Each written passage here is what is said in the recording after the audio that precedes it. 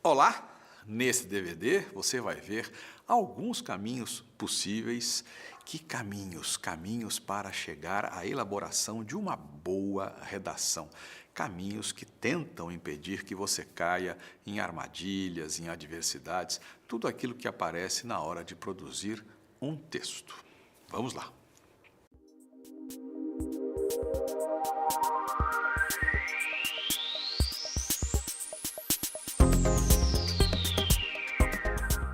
Pois bem, chegou a hora de redigir, sim, porque fazer uma redação, é bom lembrar, é só procurar no dicionário, redação é o ato de redigir.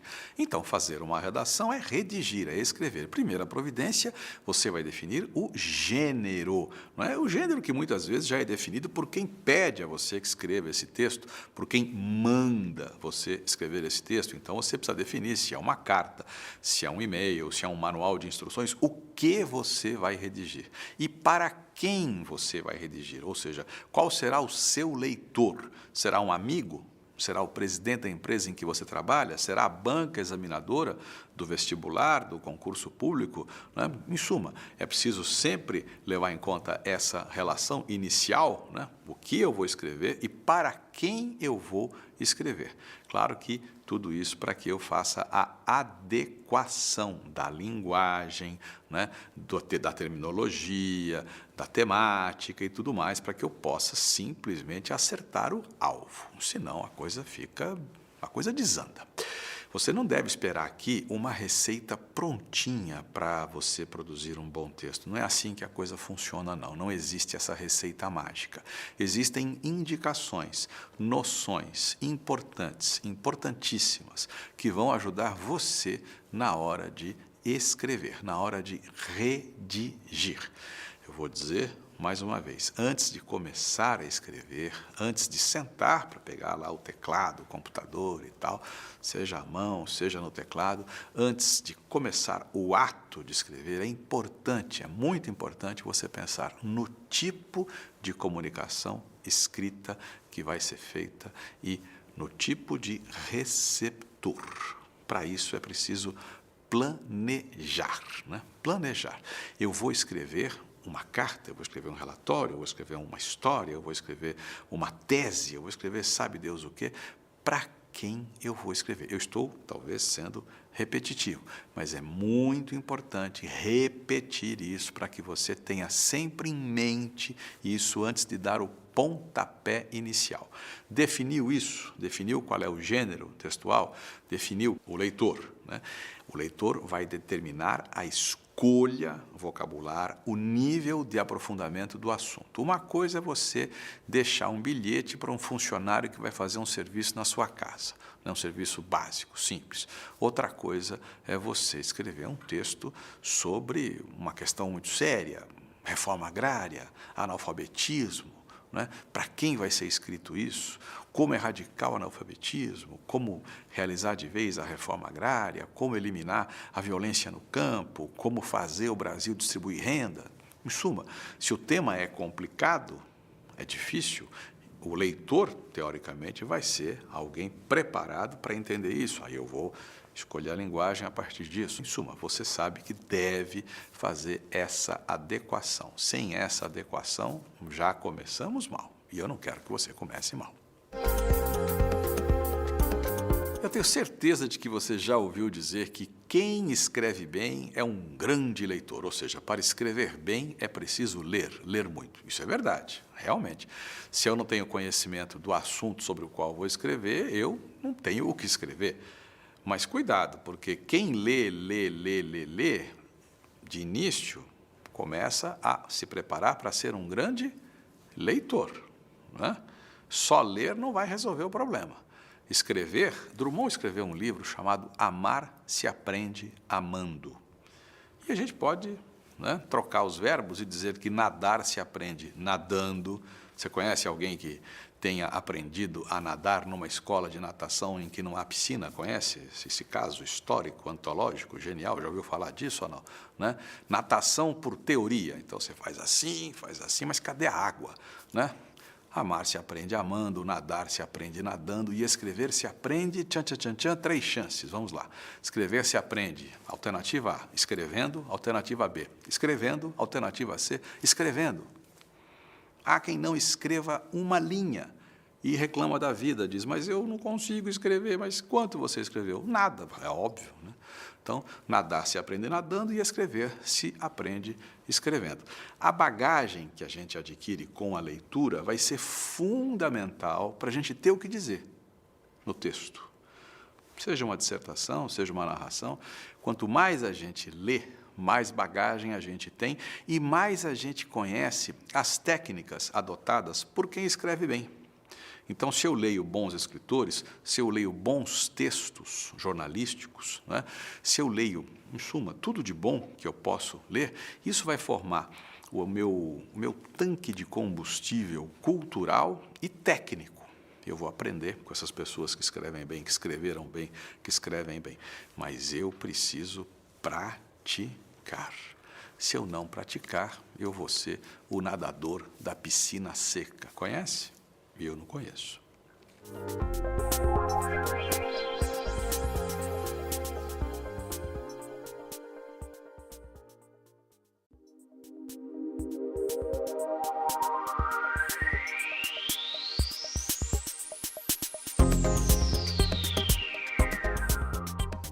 Se eu disser para você que um texto não é um amontoado de palavras sem objetivo, acho que eu não vou contar nenhuma novidade. Você está cansado de saber que o texto tem estrutura, tem organização, tem encadeamento de ideias. O texto precisa ser capaz de transmitir uma mensagem clara a quem o lê, ou seja, ao receptor. E existe sempre, por trás de quem redige, existe sempre uma intenção. Qual é a intenção? Eu quero pura e simplesmente informar, eu quero divertir, eu quero convencer, eu quero explicar. E aí eu começo a definir o tipo de texto que eu vou produzir, né? Para isso, é imprescindível dominar alguns mecanismos de organização textual, organização do texto. Através desses mecanismos, né, dessas articulações das ideias, das relações linguísticas, através disso tudo, eu chego ao que eu quero, que é dar sentido ao meu texto. Para isso, vai ser muito importante trabalhar direitinho 2 conceitos, coerência e coesão. Isso não entra só na elaboração de um texto, isso entra também, já virou até item de concurso público. Se você pegar o programa de português de muito concurso público, você vai ver lá, coerência textual, coesão textual, às vezes no mesmo item, coerência e coesão textuais, né? Isso é fundamental e a gente vai ver direitinho o que é isso, o que se consegue com o texto coerente, né? Com a coerência e com a coesão.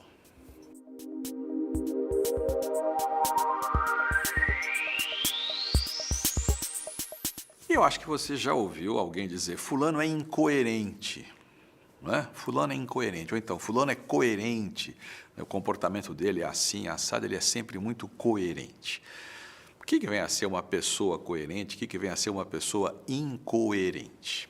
Pare para pensar. Você imagina o seguinte, vou pegar um exemplo bem concreto aqui. Futebol, o sujeito é corintiano doente, louco, né? Acorda Corinthians, passa o dia Corinthians, vai dormir Corinthians, né? E sonha Corinthians, né? Aí está passando lá na televisão o jogo do Palmeiras contra sei lá eu quem, contra o Bala Mistura, e o Palmeiras marca um gol e esse corintiano pula de alegria, gol do Palmeiras, né? Você vai dizer, pô, o cara pirou. O comportamento dele é incoerente, aparentemente, não é? Aparentemente, porque ele é corintiano, ficou feliz da vida porque o Palmeiras marcou um gol contra não sei quem, você vai dizer, o cara é doido. Mas espera aí, e se essa vitória do Palmeiras favorece o Corinthians em alguma coisa? Ou seja, a vitória do Palmeiras, a derrota do time que está enfrentando o Palmeiras favorece o Corinthians, e aí?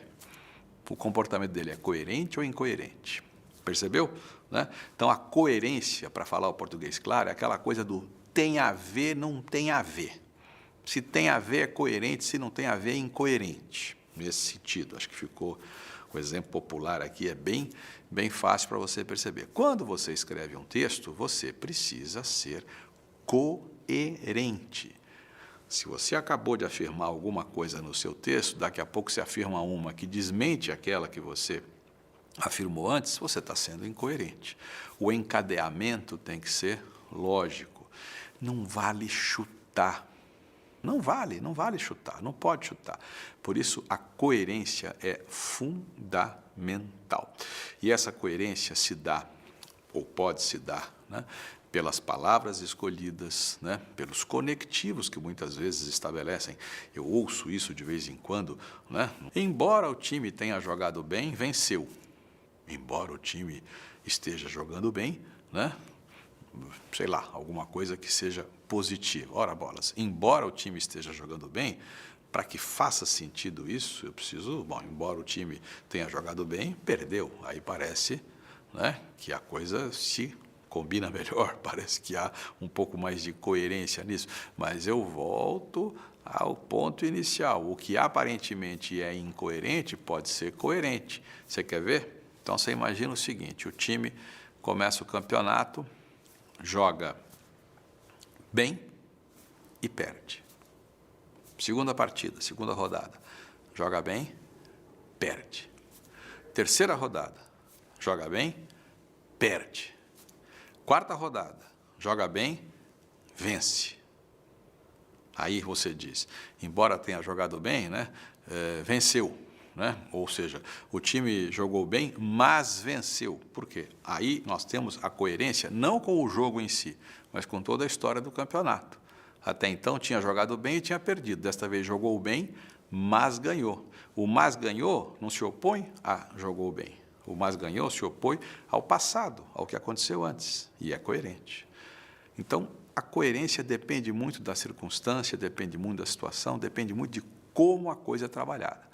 Por isso é muito importante tomar cuidado com isso, ler e reler, para ver se de fato você está, naquele texto, sendo coerente com o que você diz ali e com o que está margeando o texto, com tudo que está na história do texto, na história dos fatos que ali estão, em suma, né, na base de tudo aquilo.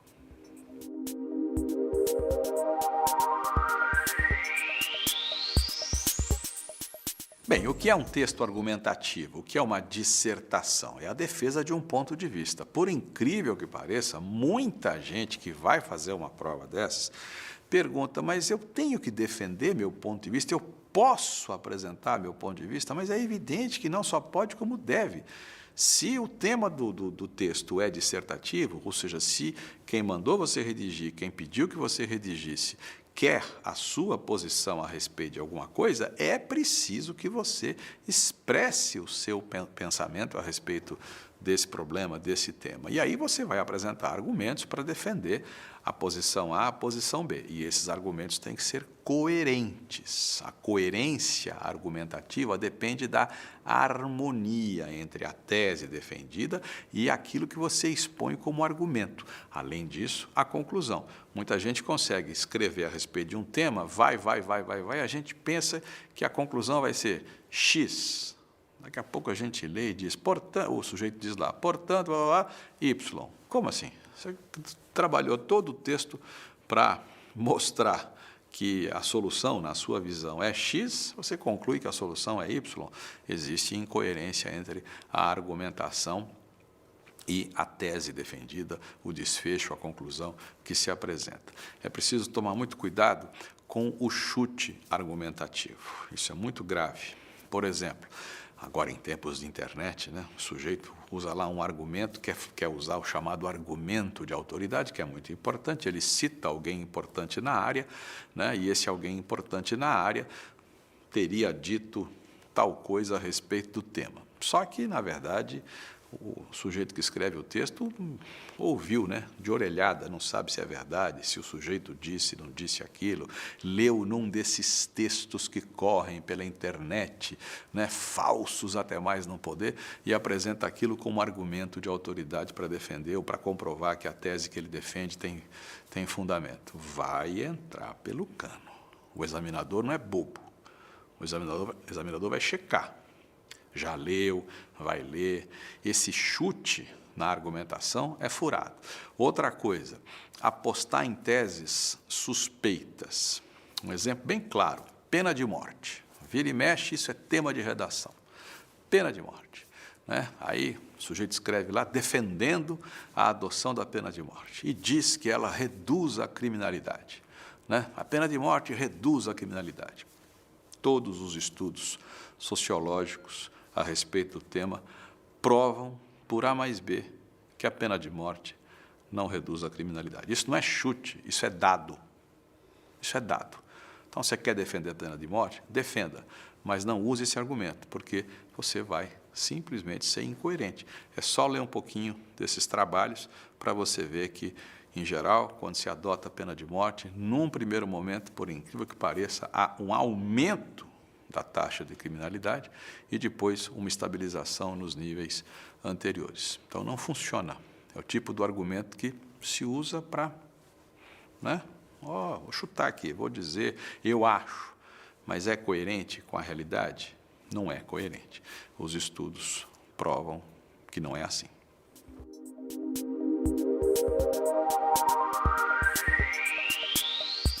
Bem, e como fica a coerência no texto narrativo? Narrar é contar uma história, né?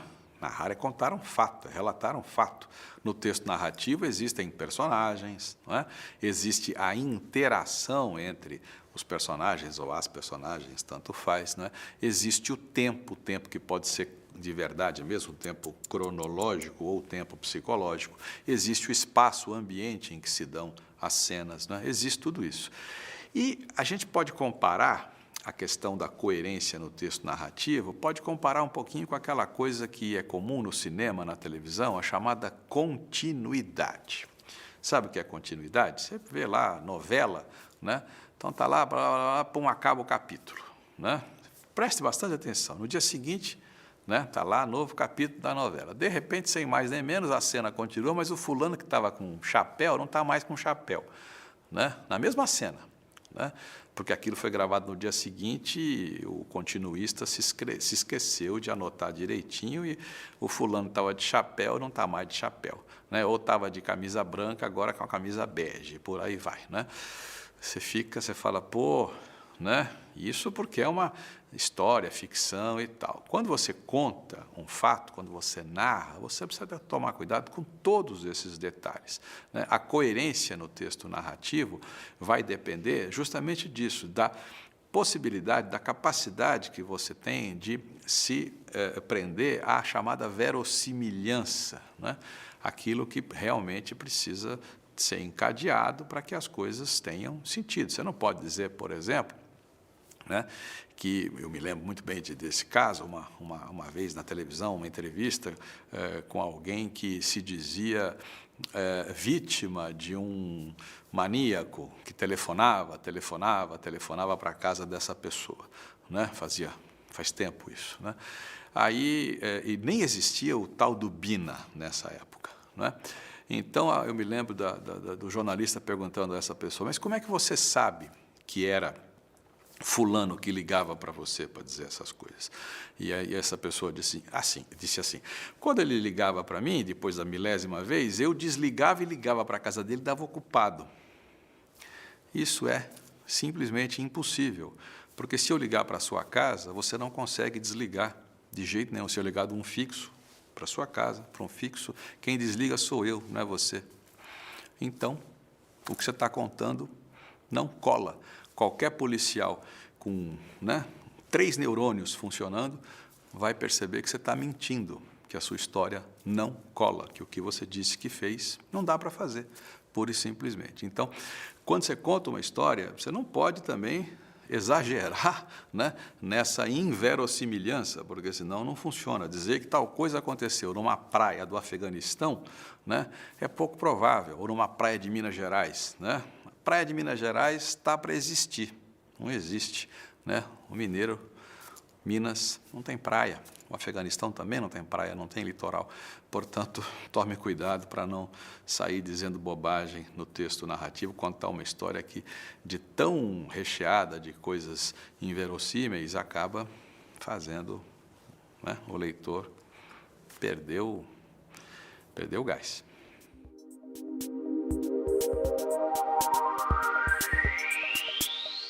Você tem noção da importância da coesão, dos expedientes de coesão na elaboração de um texto? Pode ser um texto argumentativo, um texto narrativo. Você tem noção da importância capital disso?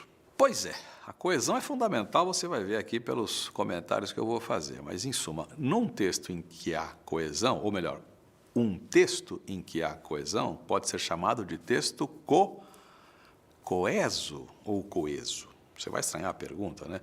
E eu fiz a pergunta porque nos dicionários antigos só se encontrava essa recomendação de pronúncia que parece estranha hoje, coeso. Você vai dizer, como é que isso aparecia nos dicionários? Aparecia a palavra e, entre parênteses, um E com acento agudo, porque, de fato, essa é a pronúncia clássica, erudita, não sei o quê. Mas o povo nunca entrou na onda do coeso e, felizmente, os dicionários se renderam e hoje indicam as duas pronúncias como perfeitamente possíveis, coeso ou coeso. Coeso é, sem dúvida, de longe mais usada do que coeso. Pois bem, um texto coeso ou um texto coeso é um texto em que há coesão. E o que é a bendita coesão? Você já conversou com alguém que começa a conversa assim? Então, ela me disse... Aí você diz, ela? Mas ela quem? Muita gente faz isso, começa a conversa já com um pronome, ela, por exemplo, sem que haja nenhuma referência anterior. A gente fica sem saber quem é ela, né? Esse é um exemplo de texto sem nenhuma coesão, texto com zero de coesão, porque a coesão é justamente isso, é a costura. Eu estou no parágrafo 2 e o texto é coeso ou coeso, e se ele é de fato coeso ou coeso, eu não preciso voltar ao parágrafo 1 para entender do que se fala ali. A costura está sendo feita direitinho, os pronomes substituem direitinho quem deve ser substituído, os advérbios, né? Aqui, lá, acolá e por aí vai, quer dizer, eu não preciso ler de novo para saber onde é aqui, onde é lá, ou então, um expediente de coesão que se usa muito, substituir, não por um pronome, mas por uma expressão que seja uma marca, né? De alguém que já foi dito, por exemplo, Machado de Assis, né? Então, você está lendo um texto, e o autor do texto cita Machado de Assis. Daqui a pouco, ele diz, o bruxo do Cosme Velho. Você vai dizer, o bruxo do Cosme Velho? Quem é esse? É Machado de Assis. É Machado de Assis, né? Cosme Velho é um bairro do Rio de Janeiro. E essa denominação, bruxo do Cosme Velho, é dada, né, há muito tempo a Machado de Assis. Aí você vai me dizer, e se eu não souber? Lembra o que eu disse no começo? Leitura, cultura, bagagem, reservatório, tanque de combustível. Os expedientes de coesão, muitas vezes, se valem disso, de informações que o escritor tem e que o leitor deveria ter. Aí você vai dizer, é injusto coisa nenhuma, injusto é não ler, é isso que é injusto. Injusto, errado é não ler, é não se informar. Leia, vá atrás.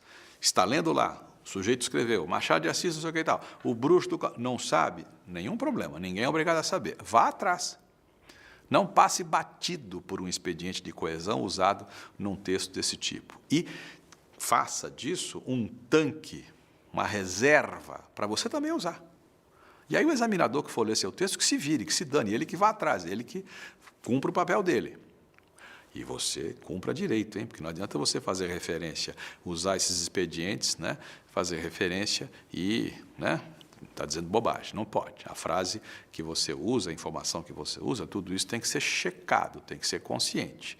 Então, a coesão é isso. Eu uso termos que vão costurando o texto e eles podem ser sintáticos, aí, morfológicos, os pronomes, os advérbios e tal, podem ser formados por expressões inteiras que substituem um termo que foi um nome, que foi citado, um país, daqui a pouco você não quer repetir o nome desse país, você se refere a esse país de um outro jeito, com uma característica que todo mundo sabe, ou mesmo que não saiba, relativa a esse país. Você fala de Paris, a cidade luz, né? Fala de Roma, a cidade eterna, né? Então, falou Roma, tarará, daqui a pouco, no segundo parágrafo, a cidade eterna é Roma, né? E por aí vai, né?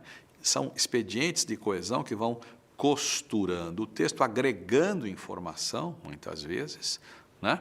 E a coisa flui. No jornalismo, nós temos bons e maus exemplos de coesão no texto, no relato. Por exemplo, jornalismo policial, notícia sobre um assalto, né? Então, a notícia começa com, né, os fatos básicos: ladrões entraram na casa de não sei quem, na rua tal, aconteceu isso e aquilo, a polícia chegou e tal, não sei o quê, o pessoal foi preso, foi para a delegacia, o delegado falou. Dali a pouco, lá para frente, Guimarães disse... Quem é Guimarães? Uma coisa é escrever um texto em que se fala, por exemplo, de um grande cientista conhecido, né? E dali a pouco eu uso o sobrenome dele, né? Cito pela primeira vez o nome completo e depois retomo pelo sobrenome e digo alguma coisa a respeito dele. Todo mundo sabe de quem eu estou falando, a figura é conhecida, pode ser das ciências, das artes e por aí vai. Agora, numa notícia policial, ladrão, vítima, delegado... Dali a pouco, Guimarães disse, quem é Guimarães? Isso me obriga a voltar aos parágrafos anteriores para descobrir quem é Guimarães, né? Nessas horas, não é preciso ter medo. A gente aprende na escola uma coisa horrorosa, que é assim, não pode repetir. Quem disse? Quem disse? Então, se foram apresentados os personagens do episódio, e daqui a pouco eu preciso falar de novo do delegado, por que não dizer o delegado disse? Qual o problema? É muito melhor dizer o delegado disse do que Guimarães disse. Ninguém sabe quem é Guimarães, né? Se eu disser o delegado afirmou, acabou, é o delegado. Fim. Ah, mas já usou o delegado antes? Sim. Qual o problema? E daí? Né? Não há nenhum problema nisso, pelo contrário, só há vantagem, o texto fica claro. Então, não convém exagerar nessa coisa dessa busca desenfreada na hora de substituir um elemento já citado, ou já substituir por um pronome, depois por uma característica X, depois mais uma, e quando se esgota, a gente acaba inventando bobagem. Quer ver um exemplo concreto que eu vou dizer aqui? É verdade. Verdade. Uma vez... Ayrton Senna e Alain Prost, Grande Prêmio do Brasil, 1993. Lembra? Os menos jovens não vão lembrar, mas foi a última vitória de Ayrton Senna no Brasil. Em 94 ele disputou o Grande Prêmio, mas não venceu. Logo depois ele faleceu naquele triste acidente lá na Itália, em Imola. Pois bem, nesse Grande Prêmio de 93, o que aconteceu? Prost e Senna eram rivais. E começou a chover, pronto, o Prost tirou o time de campo, o Senna foi brilhante na chuva, ganhou. Um jornal publicou uma matéria sobre a corrida e vai, né? Prost, Senna. O Prost na Fórmula 1 era chamado de professor, né? Era o apelido dele. Então, na passagem seguinte, Prost vira o professor, o Senna vira sei lá o quê. Na passagem seguinte, Prost vira o francês. E na passagem seguinte, o Prost vira, sabe Deus o que eu já não lembro mais. Mas o jornalista foi lá, troca daqui, troca de lá, e tudo bem. Quando se esgotou o repertório, você não imagina o que fez o jornalista para se referir ao Prost. Sabe o que ele escreveu? O nanico. Primeiro, o nanico é de um mau gosto absurdo, é deselegante, desrespeitoso. Segundo, a gente fica até com a impressão de que o Prost era baixinho e o Senna era um gigante. Os dois eram nanicos. E nanico não é palavra que se use nesse tipo de texto. Então, chega uma hora que é fundamental dizer Prost, repete. Qual é o problema? Não exagere na luta desenfreada por esses expedientes de coesão, por essa costura, por essa substituição.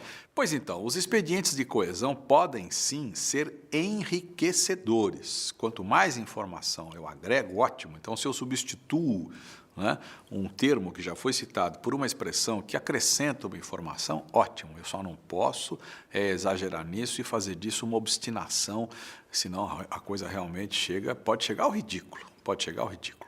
Bom, outra coisa, cá entre nós, falamos aqui de coerência, coesão, chega uma hora que a coerência e a coesão se misturam, se fundem, acabam, na verdade, virando uma coisa só. Por quê?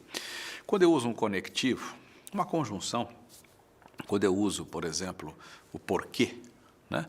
Eu vou dar a causa de alguma coisa, a razão de alguma coisa, é preciso que isso que eu vou apresentar como causa, de fato, seja a causa, para eu não ser incoerente com aquilo que eu estou afirmando. E, ao mesmo tempo, é preciso que esse porquê caiba ali, né? Que costure, de fato, aquilo que eu estou dizendo, para que seja um expediente de coesão também bem utilizado. De modo que chega uma hora em que coesão e coerência acabam se fundindo, tanto que muitos livros técnicos nem fazem mais a diferença, chamam de coesão e coerência, né? Muitos vestibulares também não fazem mais a diferença, porque no fundo, um expediente se junta com o outro e acabam formando quase uma coisa só. Na hora de usar conectivos, é preciso tomar cuidado, você sabe, você estudou as orações adverbiais, por exemplo, você sabe que elas indicam uma circunstância de 9 possibilidades, né? Lembra? De causa, de consequência, de condição, de concessão, de comparação, de conformidade, de finalidade, de proporcionalidade, de tempo. Tudo isso a gente vai introduzir, essas ideias todas, a gente introduz com conectivos, que, portanto, vão dar ao texto a lógica que eu quero de fato dar. Então, se eu apresento um conectivo de causa, eu estou ali apresentando uma causa, um conectivo de consequência, estou apresentando uma consequência. Para isso, eu preciso saber o que estou dizendo para não meter os pés pelas mãos. Pronome relativo, se eu não souber usar o relativo, meu Deus do céu, o que? Por exemplo, o que acontece? Eu posso fazer o que eu uso ser relativo a um termo antecedente, mas não necessariamente ao termo imediatamente antecedente, sim a um que esteja mais distante. E aí o que vai acontecer? Quem lê vai confundir as coisas, vai achar que aquele que se refere a X quando ele se refere a Y. Então é muito importante usar direitinho o relativo, né? E para isso você tem o volume adequado, né? O livro, o DVD adequados para ver direitinho essa coisa do pronome relativo. Em suma, todos esses expedientes, né, estão relatados no livro que acompanha este DVD, né, no volume escrito relativo a este DVD, e se eu fosse você, eu iria lá consultar, verificar, ver todos os exemplos e usar como referência na hora de elaborar seu texto, para que a leitura flua. O importante nessa coisa da questão, nessa coisa da coerência e da coesão, o importante é o texto fluir. Fluir. Importante eu estar na linha 18 do texto e não precisar ir até a linha 12, 11, 9, né? Do que se está falando aqui. Isso é muito importante.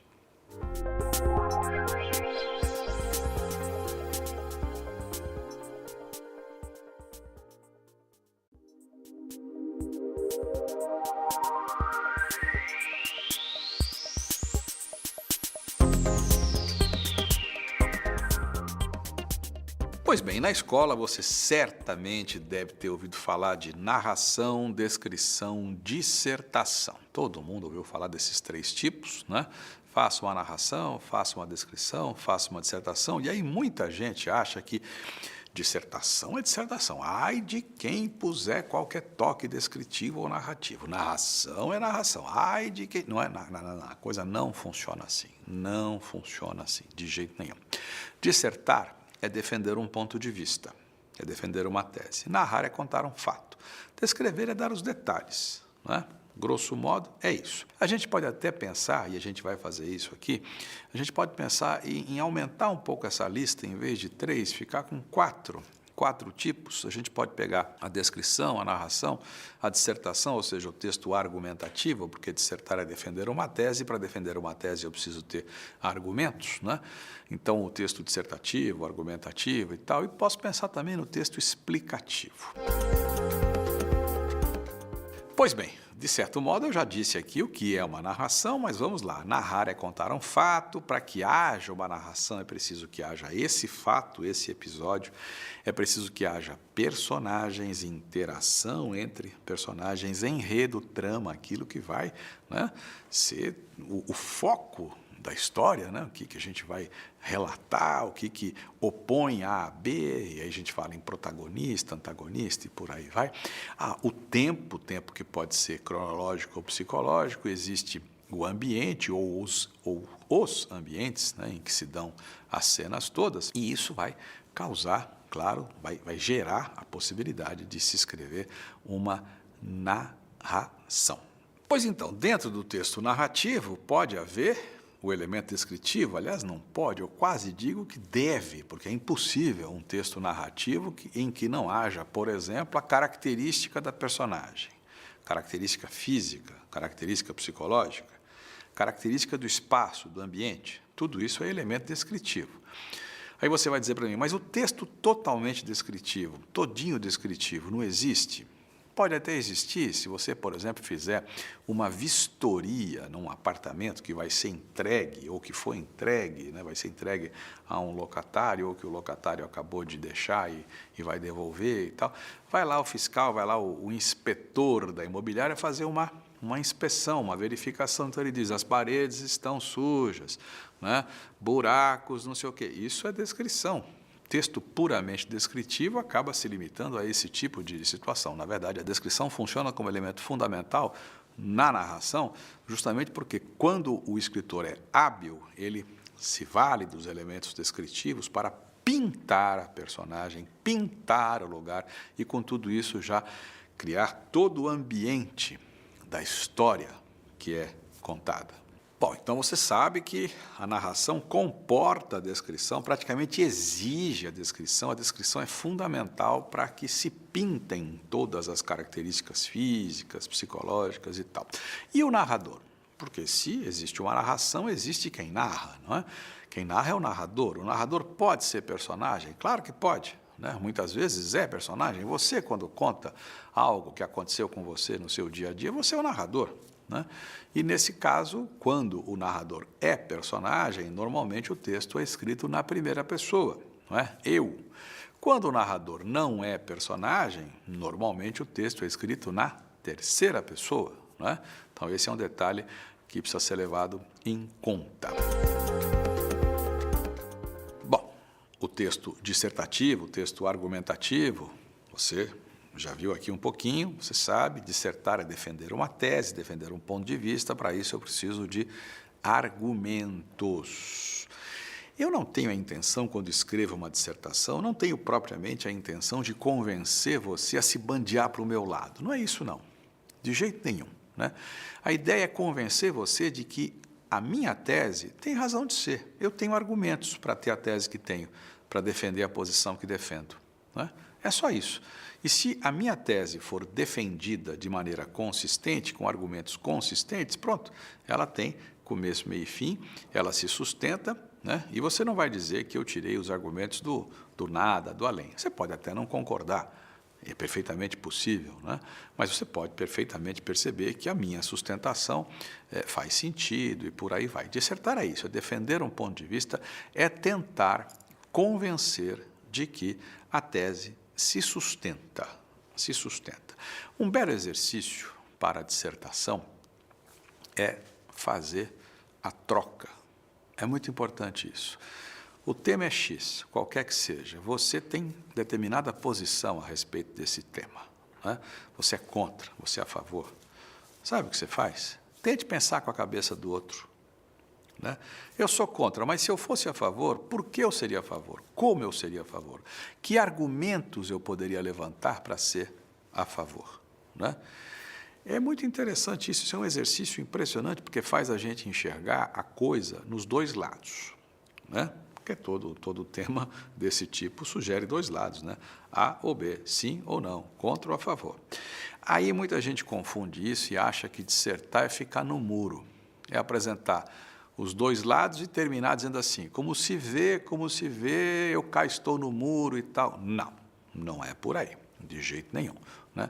A conclusão precisa ser clara, você precisa dizer, nem que você diga algo do tipo, como se vê, há pontos que permitem agir assim ou pensar assim, há pontos que permitem, mas você tem que ser claro.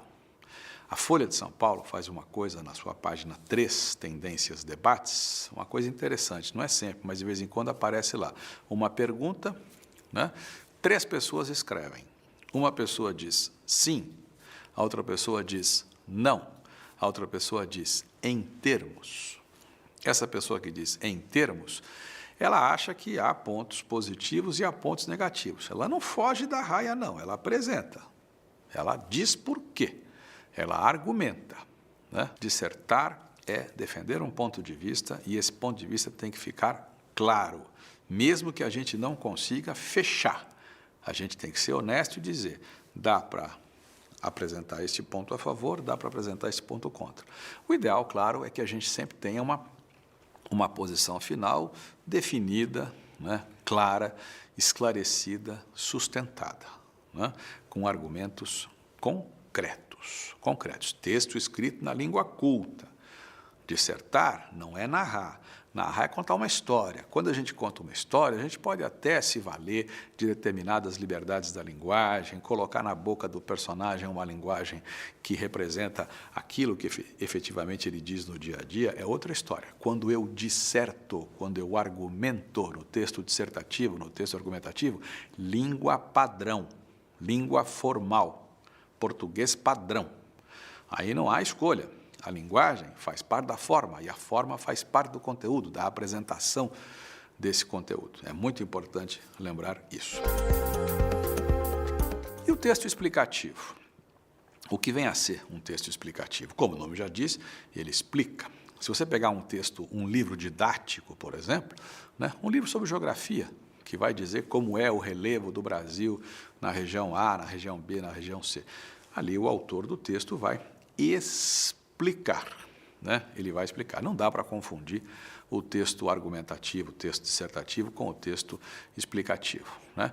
Eu posso escrever, por exemplo, sobre automóveis e posso dizer como funciona determinada coisa no automóvel. Isso é um texto explicativo, né?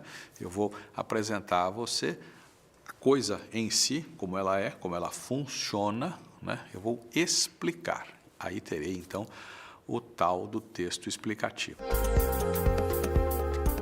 No vestibular, o que se pede mesmo é o texto dissertativo, 90%, 95%.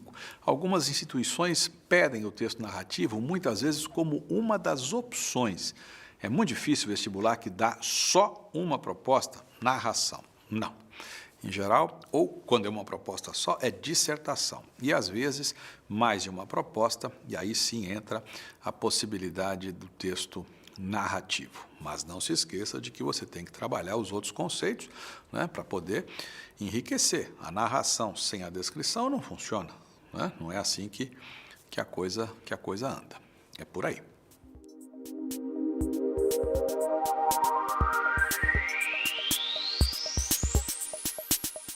Vamos falar um pouquinho sobre gêneros textuais e a gente pode definir gênero como o conjunto de características comuns de um texto, o formato, o assunto, o estilo, o contexto, né?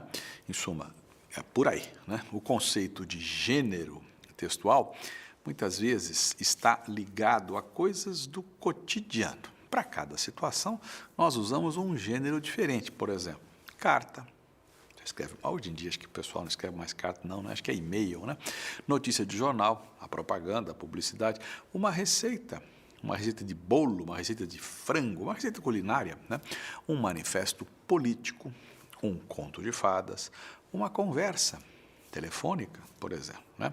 São inúmeras as práticas sociais, consequentemente, os gêneros textuais também são incontáveis.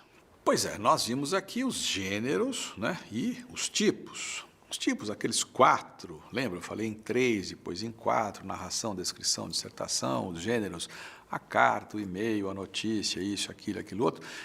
Cada gênero desses pode ser enquadrado num determinado tipo. Por exemplo, a carta.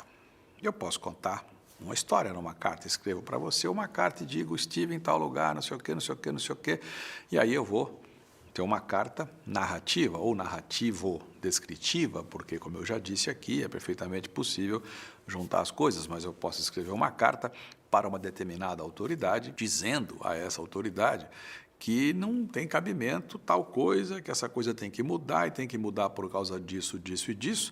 Ou seja, eu vou argumentar, eu vou dissertar.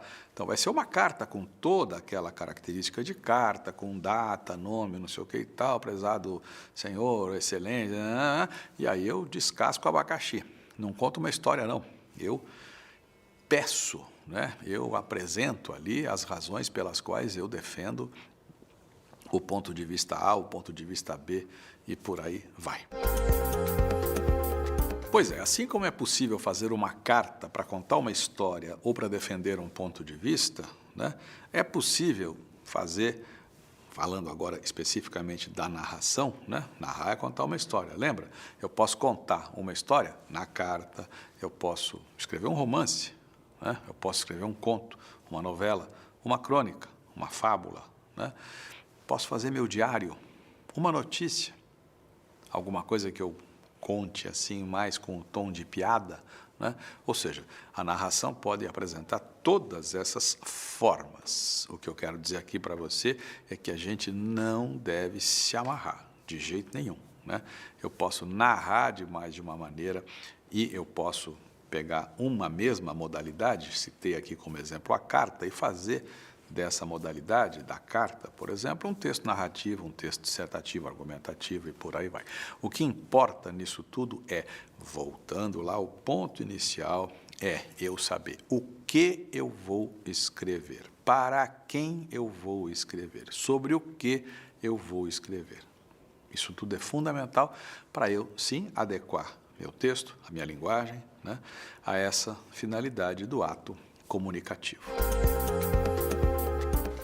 Quero trocar duas palavrinhas sobre uma coisa que é comum para quem lê jornal está acostumado, o editorial, e não está escrito no jornal editorial, as pessoas sabem que aquilo é um editorial, né? É a parte do jornal, em geral, uma página, né? A parte do jornal em que o jornal defende a posição dele, jornal, apresenta a posição dele, jornal, sobre determinados fatos.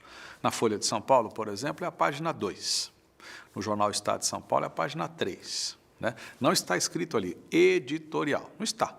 Né? Não é preciso que esteja escrito, mas estão lá os editoriais. Na Folha, por exemplo, página 2 do lado esquerdo. 2 textos por dia, às vezes 3, raramente, em geral 2. Né?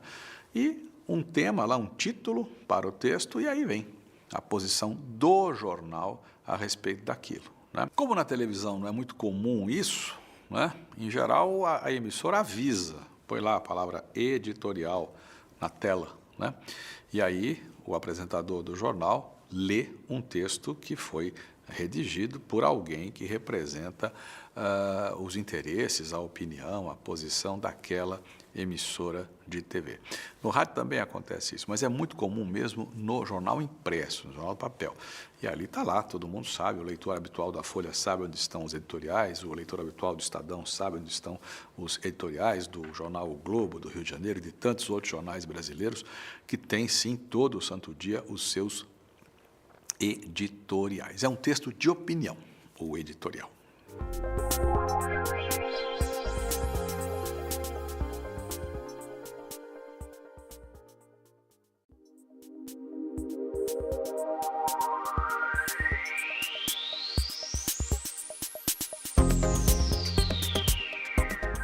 Escrever uma redação, escrever, não deveria ser um ato assustador, deveria? A gente deveria ter uma condição mais ou menos tranquila, natural, uma coisa normal, assim como a gente fala, né? A gente fala, se expressa com a língua oral, deveria ter a mesma facilidade para pegar a caneta, pegar o teclado e mandar ver, mandar bala, mesmo porque a gente, em muitas situações, não vai ter saída, a gente vai ter que fazer isso no trabalho, na disputa por uma vaga, num concurso, né? No Enem, na empresa, muitas vezes você precisa escrever para a diretoria, escrever para outra empresa e por aí vai. Já disse e repito, ler é fundamental, mas não resolve, só ler não resolve. No caso da redação, é preciso ler com muita atenção a proposta. sobretudo quando se trata de texto dissertativo, texto argumentativo. Não adianta nada você escrever um belíssimo texto sobre o tema X, se a proposta era escrever sobre o tema Y. Sabe que nota você vai tirar? Eu não preciso dizer, é essa daí. Né? O texto pode estar ótimo, mas você escreveu sobre X, era para escrever sobre Y. É mais ou menos como ir a algum lugar e pedir, sei lá, pedir um sorvete do sabor A.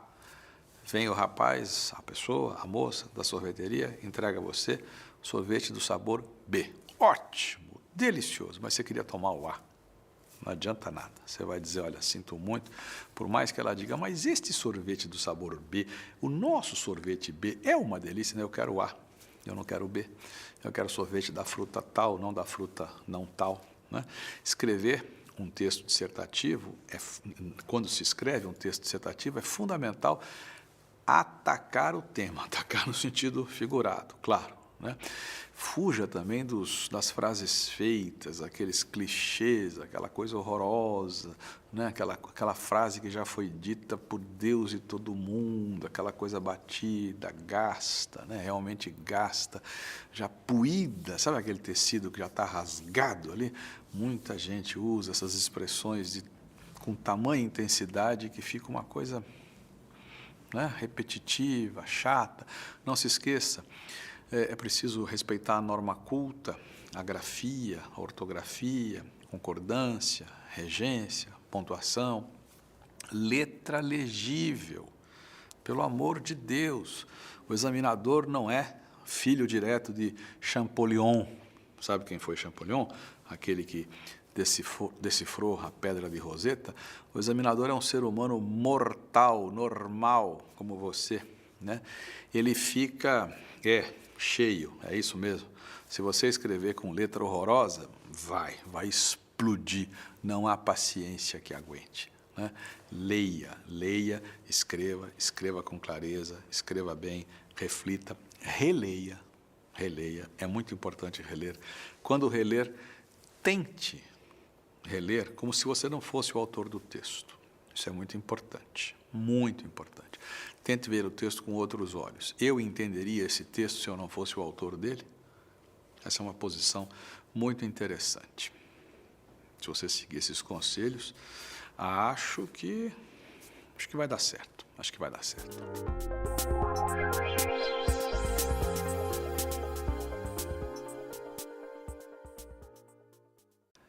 Pois bem, nós apresentamos aqui algumas, eu diria até muitas orientações relativas ao ato de escrever, a esse ato, digamos, mais técnico, né? Escrever a partir de uma proposta, que é diferente de escrever por conta própria, né? Quando você senta para mandar um e-mail, uma carta e tal. Escrever a partir de uma proposta de uma instituição, de uma universidade, lá do seu chefe, no seu trabalho, em suma, algo que alguém manda você fazer, que é sempre um pouco, digamos, entre aspas, pior do que escrever por livre, espontânea vontade.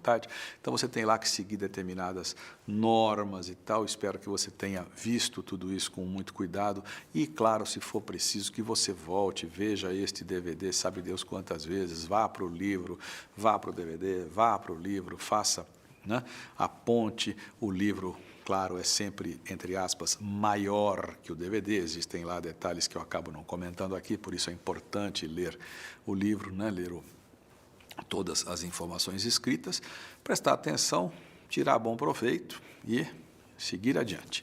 Obrigado pela atenção e até breve.